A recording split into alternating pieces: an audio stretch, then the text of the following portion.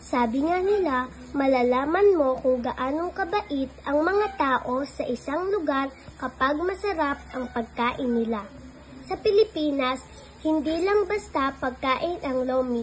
Ito ay simbolo ng samahan, kwentuhan at pagmamahalan sa bawat hapag. Sa bawat higop ng sabaw, damang-dama ang init ng pagtanggap at ang lasa ng kulturang Pilipino. Kaya sa videong ito, ipapakita namin kung paano niluluto ang Batangas Lomi.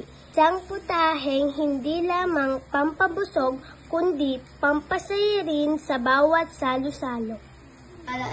Umpasahan po natin. Tara! Ito po ang mga sangkap ng Lomi. Una, Mickey. Ito po ang kikyam. Karaming baboy. Ito po ang itlog at chicharon. Ang kasaba, isa sa magpapalapot sa Lomi. Kami po ay magpapakulo po muna ng mainit na tubig para po maging kaldo. Ilagay na po natin ang karne para po kumaldo. Aantayin po natin kumulo bago po lagyan ng pampalasa. Habang nag-aantay na kumulo ang karne, pwede na po natin iprito ang kikiam. Pwede na po natin ilagay ang kikiam.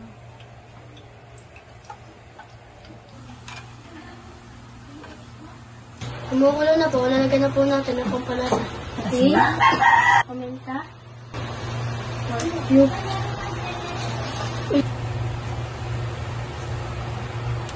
Aahonin na po natin ang karneng baboy para po maiprito.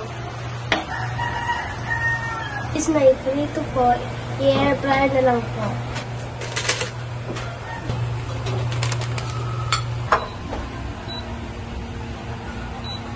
Ilalagay na po natin ang noodles o mas kilalang bilang Mickey. Ngayon, aantayin na lang po natin bumulak ito at maaari na po ulit itong lagyan ng mga pampalasa. Ilalagay ko na po ang pampalasa. Lagay na po natin ang itlog na magpapalapot dito sa itlog. Luto na po ang ating lomi at handa na po ito para sa ating plating upang malagyan ng mga toppings.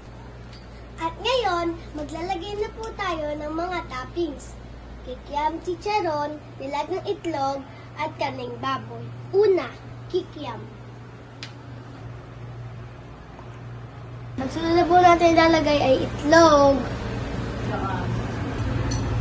Ang ilalagay na po natin ay chicharon.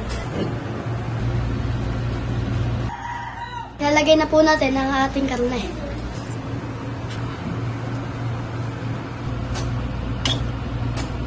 Luto na po ang ating lomi. Alaen, tikman na natin. Ito ay paalala na simpleng sabaw at sahog. Nandoon ang init ng samahan. Sana'y na-enjoy nyo ang videong ito. At sana'y mas lalo pa nating mahalin ang sariling atin.